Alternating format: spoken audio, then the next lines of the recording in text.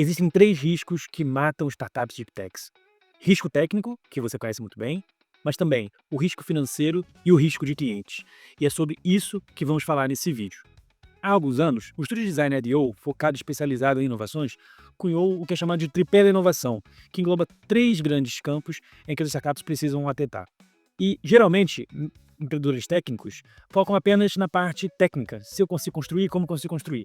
Mas a gente também precisa olhar o risco financeiro, ou seja, quanto vou vender, como vou vender e qual é o preço, e também o risco de mercado, ou o risco do cliente. Será que alguém quer, alguém vai precisar, alguém vai usar isso que a gente está falando? E muito frequentemente, os empreendedores técnicos focam só na parte técnica. E hoje, vamos passar por esses 3 riscos e eu vou te apresentar algumas ferramentas práticas para você já começar a usar assim que terminar esse vídeo. O primeiro risco que eu vou tratar é o risco do cliente, que a gente chama de desejabilidade. Ou seja, alguém precisa, alguém quer isso que a gente está criando. E uma forma da gente reenquadrar esse termo desejabilidade não é simplesmente o que o cliente quer, mas é uma outra pergunta que vai fazer a gente pensar que é o cliente, ele está disposto a trocar a forma como ele já faz hoje por outra? Porque dessa forma, quando a gente muda o enquadramento da pergunta, a gente começa a entender que tem uma série de coisas que já estão em movimento hoje que a gente precisa se atentar. A primeira é que existe uma alternativa existente lá. Se o cliente já faz alguma coisa para tratar do problema que ele faz. Então, a gente precisa entender qual é essa situação atual se a gente quer oferecer alguma coisa melhor. Existe um conceito em inovação que fala que quando o cliente, quando todos nós, estamos comprando alguma coisa, um produto ou contratando um serviço, na verdade, a gente está contratando no sentido né, carteira assinada, está contratando esse produto ou serviço para realizar um trabalho para a gente. Esse é um conceito em inglês, chama Jobs to be done, mas vamos focar aqui na ideia, que é contratar um serviço, um produto para poder fazer um trabalho para a gente. Então, para pra pensar, você que está me assistindo, quando você quer dar um presente para o seu companheiro ou companheira, você pensa em chocolate, você pensa em roupa, você pode pensar em flores, você pode pensar numa massagem, você pode pensar num passeio, você pode pensar num jantar. Mas olha só, todas essas 5 coisas que eu comentei, elas estão na categoria presentes. Agora para pra pensar, quando que um chocolate ou uma empresa de chocolate ia pensar que estava concorrendo com as flores, ou então que estava concorrendo com a massagem, ou que estava concorrendo com um jantar? Então, a gente precisa se colocar numa posição em que qual é o trabalho que o meu cliente, né, que o seu cliente está querendo exercer ou executar, que a sua nova solução vai entrar e vai querer assumir. E esse é o pulo do gato para que a gente consiga trazer isso para nossa realidade.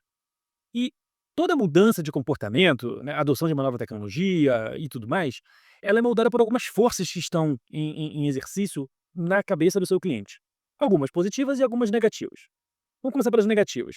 Na verdade, todo mundo, nós inclusive, o seu cliente, seja ele empresa, pessoa física, qualquer uma, já se acostumou com essa alternativa que existe hoje. É o que a gente chama de inércia. Tá tudo bem, eu vou ficar aqui, eu não vou ficar mexendo.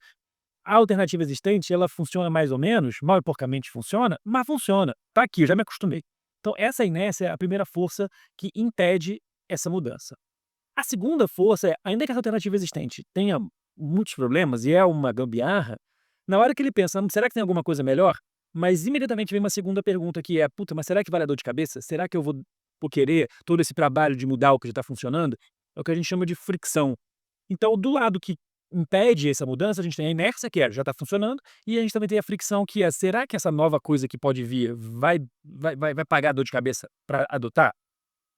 Do outro lado, que talvez é o lado que a gente gosta mais, que são as forças positivas, existe a força de empurrar, que é alguém, quando está insatisfeito, quer mudar para alguma coisa que funcione, que seja melhor adaptada para a realidade dessa pessoa.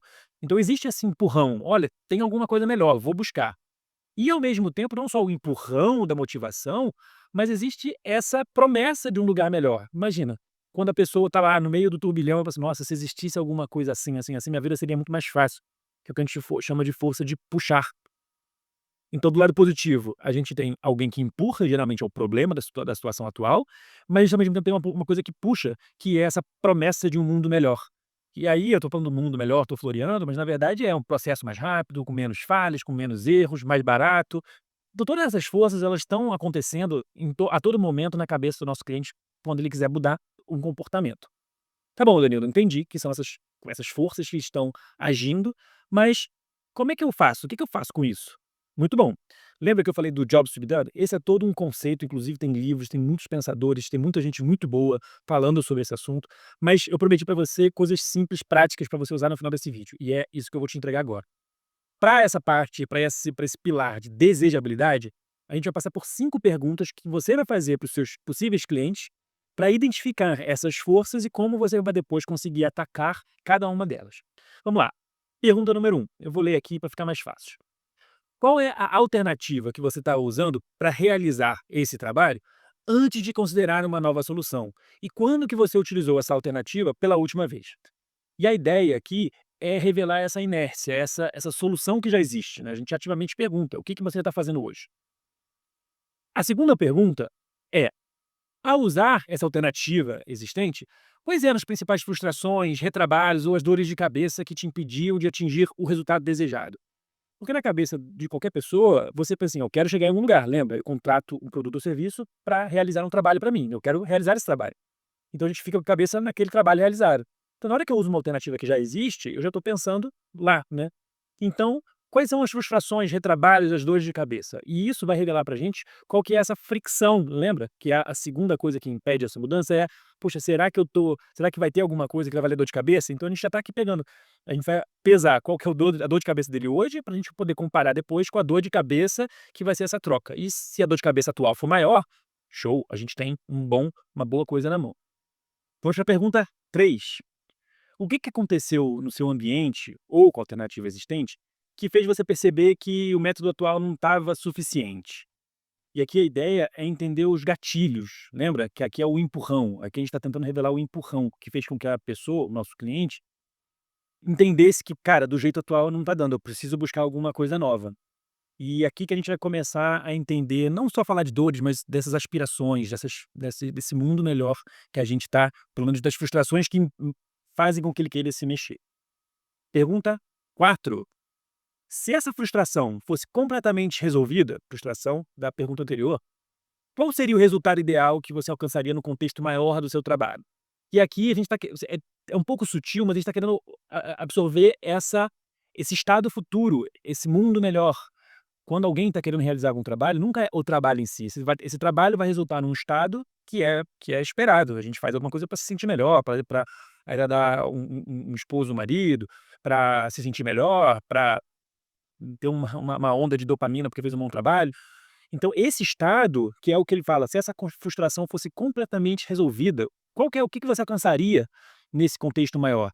E é isso que a gente quer saber, porque às vezes não é o objetivo, é como aquele objetivo faz o nosso cliente se sentir, que é o que a gente vai começar a vislumbrar nessa força de puxar para uma nova adoção. Então aqui vem a quinta pergunta. O que você já fez para tentar solucionar este problema ou essa frustração por conta própria? E aqui ele está querendo saber se ele já gastou algum dinheiro, algum tempo ou algum esforço. Porque na hora que a gente faz essa pergunta, e o que a pessoa já considerou, e mais importante, se ela já gastou tempo, dinheiro e esforço, a gente começa a mensurar esse valor que a gente está procurando. Todo mundo fala assim: "Ah, qual que é o valor que você gera?". Mas é tudo muito abstrato, é tudo muito etéreo. A gente está tentando aqui, deixar concreto para que o seu cliente responda a essa mesma pergunta: "Qual é o valor que minha solução pode gerar para você?", mas de uma maneira concreta. A gente vai sempre indo abordando as questões pela lateral. Na hora que você pergunta: "O que você já fez e quanto você investiu?", isso é o valor comparativo que a gente está querendo, levantar. E aqui vai uma aqui é a maior casca de banana que eu vejo, que eu já vi empreendedor, eu já fiz e vi inúmeros empreendedores fazendo. Se o seu possível cliente não está tentando resolver ou não gastou nada para resolver aquele problema, não é um problema ou uma frustração forte o suficiente para você dedicar o seu tempo. Eu vou parar para você absorver essa afirmação, porque você pode fazer tudo muito bem, tudo muito certo. Mas se ninguém tiver frustrado, doído, mordido, a ponto de já ter gastado, estar procurando uma solução, você não vai conseguir convencer ninguém a adotar essa sua solução pagando. Aqui vem esse comentário. Porque pode muito bem adotar a sua solução de graça. Ainda assim, o de graça nem é uma garantia, porque ele vai ter que botar provavelmente esforço ou tempo. E se ele não gastou nada, provavelmente nem esforço nem tempo você vai conseguir. Muito importante essa ressalva. E com isso a gente fecha esse bloco desse pilar de desejabilidade. Então vamos pegar essas 5 perguntas, olha para a sua solução, olha para a sua pesquisa e, mais importante, fale com possíveis clientes para absorver e levantar qual é esse apelo, esse pilar de desejabilidade e, falando melhor, qual que é a força que a sua solução nova, a sua inovação tem de fazer com que o cliente troque a alternativa existente pela sua. Lembrando, não é simplesmente o que o cliente quer, o que o cliente deseja, qual que é a dor dele. Como que ele vai fazer para trocar o atual pelo que você está fazendo? Vamos então para o segundo pilar do nosso tripé, que é a viabilidade financeira. E eu não vou apresentar para você planilhas e DRE e resultados e balanço, a ideia não é essa. A ideia é que com uma simples conta de padeiro, você já vai conseguir avaliar se o que você está vendendo, o quanto você está cobrando e o quanto você espera vender, se eles param de pé. Porque muitas vezes a gente pode errar, a precificação é um dos maiores erros, um dos maiores desafios e também um dos maiores mistérios para quem está empreendendo. Quanto eu cobro? É o meu custo? Ou então quanto que o cliente pagaria por uma solução alternativa? Tudo isso é muito difícil, mas eu quero trazer aqui para vocês uma chamada para a realidade. Então a gente vai usar essa conta de padeiro, tá? Essa conta de padeiro é uma forma de falar que você entende, mas ela está calcada no Enrico Fermi, que é um dos cientistas do Projeto Manhattan, que ele era conhecido por fazer estimativas que chegavam próximas ao valor real, mas muito rápido. E a ideia aqui é exatamente isso, é uma conta de padeiro que a gente vai conseguir estimar algumas coisas que não é a realidade, não é a verdade, mas vai te dar um cheiro. Então vamos pensar o seguinte, vamos imaginar que você tem uma solução que você está querendo vender, você está aqui, né, ainda nessa fase de a solução ideal, você pegou lá ali em Canvas, Business Model Canvas, e está vendo lá na parte de receita. Oh, legal, receita. Tem que ver quanto que eu tenho que cobrar e faturar. Que aí eu vou usar um valor aqui aleatório só para facilitar as contas de R$ 1.000. Eu vou vender a minha solução por R$ 1.000. É um equipamento que eu vou conseguir vender por R$ 1.000. Legal. E aqui que começam as nossas estimativas.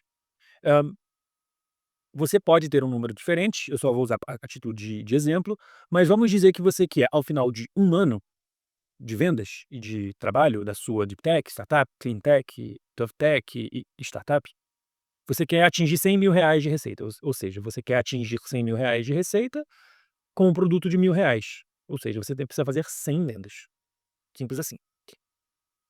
Só que as 100 vendas, elas não são isso é uma coisa muito difícil de entender para quem não está acostumado a vender efetivamente. Porque nem toda venda de equipamento que você assinou um contrato, "Putz, legal, vendi um contrato". Mas para cada contrato que você assina de fornecimento, de venda, existe uma série de outras propostas que você botou na mesa e que não fecharam, que é o que a gente chama de taxa de conversão. E, de novo, para simplificar o nosso exemplo, eu vou usar um funil de vendas de 3 etapas, que são simples. Que a gente tem os contratos, que é o que a gente quer efetivamente vender, que é onde o dinheiro vai entrar. Mas para cada contrato a gente tem que fazer propostas, né? A gente fecha um contrato ou uma venda com base numa proposta. E a gente só consegue fazer propostas da nossa solução, da nossa inovação, para quem a gente está em contato, para quem conheceu e a gente conversou minimamente. Então, eu vou usar números muito redondos e esses números são, na verdade, bem otimistas. Na realidade, esses números às vezes são 10 vezes menor, mas é só para facilitar a nossa conta. A gente quer 100 vendas, lembra, no ano. Mas a taxa de conversão usual, e aí você vai saber olhando para a alternativa existente, é que para cada venda foram feitas 10 propostas. Ou seja, você falou com 10 pessoas, fez proposta para 10 pessoas e apenas uma aceitou, contratou e topou pagar. Ou seja, para 100 vendas que a gente quer fazer, eu vou precisar de 1.000 propostas, porque eu tenho uma taxa de conversão de 10%, né, a cada uma venda 10 propostas. Ou seja, para 1.000 propostas, eu vou conseguir fazer 100 vendas. Então eu tenho essas 1.000 propostas no ano. Legal, Danilo, mas você falou que tem um passo anterior, são os contatos, legal. Então, para facilitar a nossa vida, a gente vai adotar uma taxa de conversão de contato para proposta, de novo, pessoas com quem você falou e que faz sentido, gostaram da sua proposta, o que você está oferecendo atende mais ou menos o que ela precisa e você vai fazer uma proposta. Também é de 10% essa taxa de conversão de contatos para propostas. Ou seja, eu já tinha 1.000 propostas que eu precisava fazer para poder fazer 100 vendas. E se eu tenho 1.000 propostas para fazer, também com uma taxa de conversão de 10%, e eu preciso falar com 10.000 empresas, ou 10.000 contatos, ou 10.000 pessoas. E é aqui que, na hora que a gente faz essa conta de padeiro muito simples, que a gente começa a ver que é muito mais gente, é muito mais contato do que a gente imaginava no início. Então, se são 100 vendas no ano, dividido por 12, dá 8,33 vendas por mês. Ah, tá bom, eu consigo fazer 8 vendas, arredondando. Mas na hora que a gente fala aqui para fazer 8 vendas, a gente vai precisar falar com 80 pessoas e que dá para fazer 80 propostas e que, na verdade, a gente vai precisar falar com 800 pessoas por mês, não dá, não para de pé. Eu não consigo, é impossível. Às vezes nem tem esse mercado. Se for por exemplo, muitas empresas, muitas deep techs estão fazendo uma tecnologia tão rebuscada que o mercado delas é muito pequeno. Ah, são as Big Corps, são as empresas de capital aberto no Brasil. Cara, empresas de capital aberto no Brasil, se eu não me engano, a última contagem que eu fiz eram 400 a 500. Ah, não tem as multinacionais. Tudo bem, mas a gente tá falando de 1000. Empresa, o universo global é 1000. Onde é que você vai tirar, então, 10.000 contatos? Então, ou então é um nicho super específico, não é só a bolsa de capital aberta, é todas as empresas que usam essa tecnologia específica que a minha vai substituir. Não é necessário no Brasil ou no mundo, a gente não tem essa tecnologia um mercado suficiente.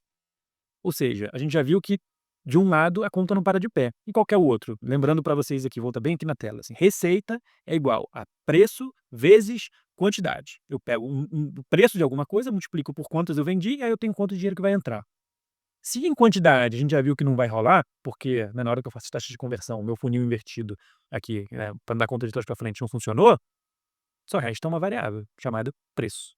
Então esse simples exercício da conta de padeiro, é o que a gente precisa fazer logo na cabeça. Isso você não precisa ter nada pronto ainda para poder fazer essa conta. Essa conta não tem pedido fazer agora, você pode fazer agora. Inclusive, na hora que acabar esse vídeo, você já pode fazer essa conta para saber se quanto você espera cobrar, paga ou é factível.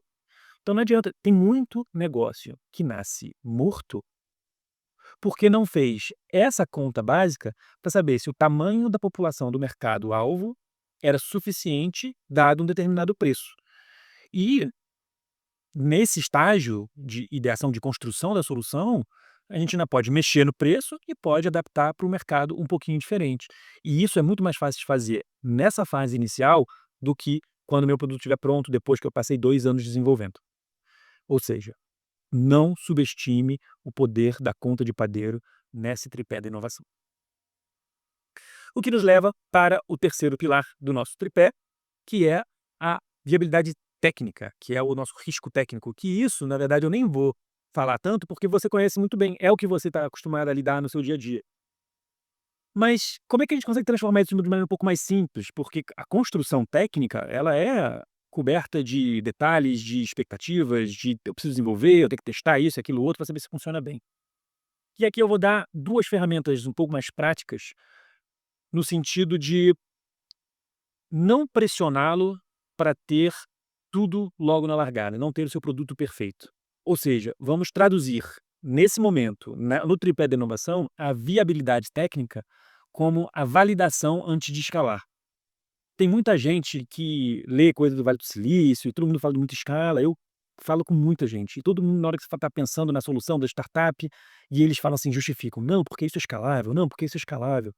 Mas gente, para pensar, eu estou botando o carro na frente do boi, porque se minha solução é uma solução ruim, ela pode ser uma coisa ruim que não vai nem ela pode até ser escalável, mas eu não vou querer escalar. Então, antes de eu pensar na escala, que sim, vai ser uma questão ali na frente, eu preciso saber se é um produto que para de pé sozinho, que é viável de fazer e que se tem os outros 2 pilares, lembra? Que ele é desejável e ele é viável financeiramente.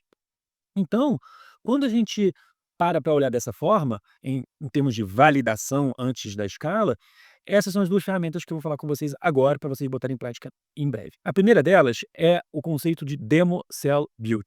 E eu fiz um vídeo há uns meses atrás, eu vou botar aqui embaixo na descrição o link do vídeo todo, que é uma forma da gente trocar e inverter a lógica normal de construção de produtos e de construção de negócios. Que é o seguinte, o que é o normal? A gente vai lá, constrói alguma coisa. Fiz, que é o que a gente chama de build.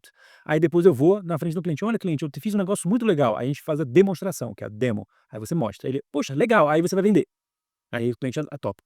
Só que o que é isso? A gente está gastando recurso, tempo, energia e esforço para construir alguma coisa que a gente ainda não sabe se ninguém quer. Então, em muitos casos, eu vi até recentemente de gente que bota dinheiro, bota tempo, parcerias, assina contrato, locação de lugar, tudo mais, e quando vai chegar em cima da hora, fala assim: "Putz, não dá". Ou seja, será que não dá para inverter essa lógica? E é isso que esse conceito, esses frameworks Demo, Sell, Build entra em cena. Porque a ideia é que a gente consiga Sim, eu preciso ter alguma coisa na mão. É muito difícil eu vender um PowerPoint para um cliente. Pode até dar certo, mas muito dificilmente você vai vender algo tão abstrato. Então a gente precisa demonstrar. Aí você, com essa demonstração, você vai vender. Aí você tem de fato um contrato assinado, às vezes dinheiro na conta. Aí com isso você vai construir.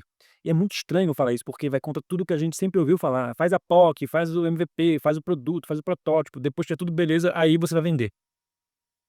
Conversando com uma pessoa do IPT alguns meses atrás, a gente estava vendo que tecnologias com TRL 8 e 9, cara, pronto para comercialização, aonde elas falham, aonde elas têm mais dificuldade é em arranjar contrato de venda. Ou seja, a gente imagina, TRL 9 está pronto para comercialização, já pode mandar, já pode mete bronca, mas não consegue contrato, porque chegou lá no final. É uma tecnologia válida, está comercialmente pronta, TRL significa Technology Readiness Level, a tecnologia está pronta, mas ninguém quer. E aí, perdeu tempo? Então como é que a gente pode fazer isso? Então a gente volta, como eu falei, a gente começa pela demonstração. Então eu vou pegar um caso aqui de uma tecnologia de tratamento de água, de esgoto. Então, eu estou pesquisando, sou um pesquisador nessa linha. Então eu tenho lá meus testes de bancário, de laboratório, a gente conseguiu fazer geralmente as bolsas servem para isso, a gente consegue desenvolver alguma coisa. Legal. Aí você já está pensando em empreender, eu vou montar a minha deep techzinha aqui para poder conseguir melhorar o saneamento do Brasil, que inclusive tem todo o meu apoio, se estiver fazendo esse caso, vamos conversar porque eu quero te ajudar. Depois você vai falar assim: "Então tá bom, tem os dados do laboratório. Vamos para um cliente, a gente pega os dados da operação daquele cliente e a gente vai fazer uma simulação de como seria". Porque aqui é onde muita gente falha, que é a gente tem que adaptar a bancada pra realidade, mas não é fisicamente, a gente precisa ajustar é a lente, o cliente tem que enxergar nessa tua demonstração qual o impacto que ele vai ter. Aí a gente faz um demo, a gente vende, porque a gente conseguiu mostrar para esse nosso possível cliente. Olha, na bancária é assim, por conta dessas características. No seu caso, a sua planta tem essa característica, o resultado vai ser assado, você hoje gasta tanto, você amanhã vai gastar tanto menos 2 vezes, e isso você vai economizar tantos reais, tantos R$ 1.000 ou milhões de reais em 3 anos. Vamos assinar agora?